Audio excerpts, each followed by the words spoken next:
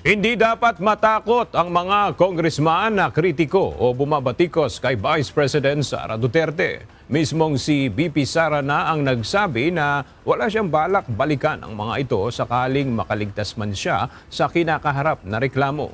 Sagot ito ng pangalawang Pangulo sa umiikot na impormasyon na boboto pabor sa impeachment ang ilang miyembro ng Kamara na kritikal sa kanya sa takot na gantihan sila nito. Unang-una, hindi niyo naman, matagal na ako sa politika. Hindi ako kilalang tao na, or politiko na vindictive. Alam yan ng mga tiga Davao. Nagkaroon din ako ng mabigat na kalaban noon, si Speaker Nograles. Pero hindi ako kilala na isang vindictive na tao. Tapos pangalawa, pag ako congressman, hindi ako titingin sa kung vindictive ba o hindi yung isang tao. Titingin ako sa ebidensya. Yes. Meron bang ebidensya? Wala. Wala naman.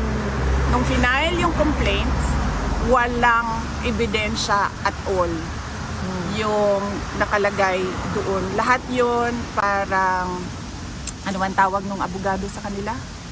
Parang, so, kumbaga allegations lang lahat. Nothing to support the allegations.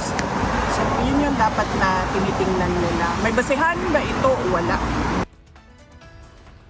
Wala rin niyang dapat ikabahala ang mga mambabatas na baka hindi mabigyan ng budget ang kanilang mga distrito kung hindi susuportahan ang hakbang upang alisin siya sa pwesto. Zero na talaga. Wala ng pera. Uy!